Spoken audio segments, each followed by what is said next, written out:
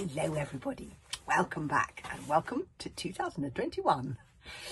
I'm reading How to Ride a Dragon Storm from my writing shed, and I've got up to chapter 6, and Hiccup and Fishlegs and Kamikaze have been kidnapped by Norbert the Knotjob, who wants to go to America. So they were intending just to be part of this swimming competition, but in fact they find themselves on the way to the America, and Norbert is using the ticking thing, do you see, to show him which way to go.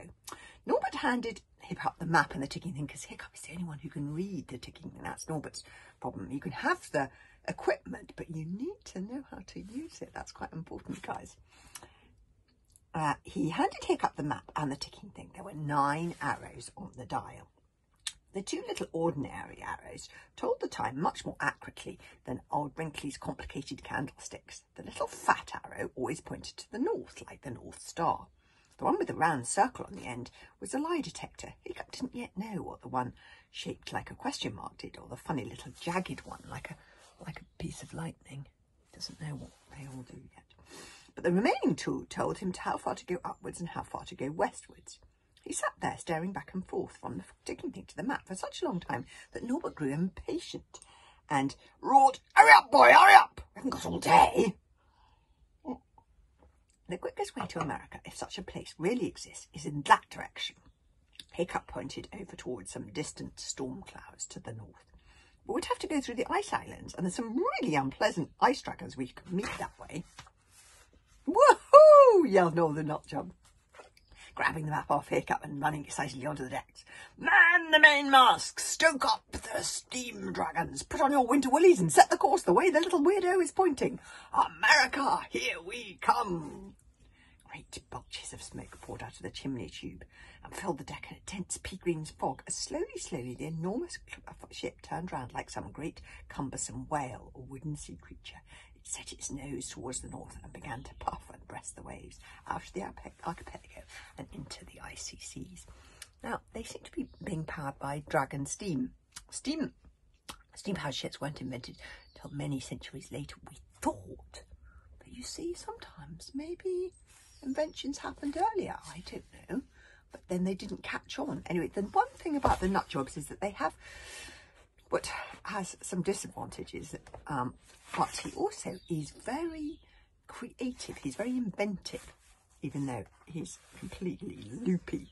This is him singing about his axe, the dark side of the axe, a moving little lullaby. "Come and dance the death walk beneath the grinning moon. We'll do the dance together in the dying afternoon. The death walk looks so tricky, but I think you'll learn it quick. Just step into my axe's arms, she'll teach you in a tick. See the jolly skeletons are dancing on the sea. They haven't got no cares now, lot like you and me. They went and did the death work, their crazy nighttime beat, and now they partner ghosts and whales on bony pearly feet." Okay, yes, he is completely loopy. Yes. Chapter 7. We'll just begin chapter 7 because I can't resist. I'm having not read for a while. I just can't resist starting chapter 7. And it's called The Quest to Discover America. So, this was how Hiccup, Kamikaze and Fishlegs got themselves kidnapped by Norbert the Knotjob and found themselves in a boat that was sailing out of the archipelago, never to return. Of course, Hiccup, Kamikaze and Fishlegs did not want to go to America. Besides which, there was the tiny problem of crossing the great West Ocean, which Hiccup knew was full of sea dragons so large and fearsome that they could swallow the ship that they were standing on in one gulp. "So, what do we do now then?" Hiccup asked Fishlegs slowly. "Well," said Hiccup through chattering teeth, "let's dry our wet things first of all." The chimney at the back of the deck, out of which the smoke was pouring, was hot to the touch, so they leant against it for a couple of hours, letting the lovely warmth, oh, I know how they feel, penetrate their frozen bodies. The green, streaky remains of the flesh fang oil on their cheeks and arms made them look like 3 cold-blooded little lizards baking in the sunshine. Their salty clothes were stiff as cardboard, but at least they were dry. When they had finally stopped shivering, they began to explore their floating prison. Hysterics are a tribe of dreamers, lunatics and inventors. So the American Dream 2 was not your ordinary Viking ship. The steam pouring out of the chimney was a distinctive grey-green, so Hiccup suspected it was dragon smoke, probably coming from dragons hidden within the belly of the ship. Hiccup would have loved to see by what mechanism this steam powered the boat. Yes.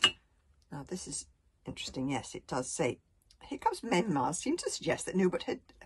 I'm very glad that this explains this. Seems to suggest that Norbert had built a steamship many, many centuries before steam was used to power marine craft. Similarly, the artist Leonardo... Now, this is true, I know this. The artist Leonardo da Vinci drew designs for a helicopter, a trench-digging machine, a deep-sea diving suit. You see, these incredible artists and inventors were a lot of times way before their time. Leonardo da Vinci, he drew designs for a helicopter, a trench-digging machine, a deep-sea diving chute, a revolving bridge, a calculator, a hang glider and a tank. 400 years before any of these things were invented, you see. So sometimes there are some amazing people who think of things way before they get taken up by everybody else. You have these, I'm very keen on, look up about Leonardo da Vinci. He was an amazing man. I love these extraordinary geniuses like Leonardo da Vinci or Einstein or these kind of people. They're very interesting if you look up about them. Anyway, I'll see you tomorrow. Happy New Year.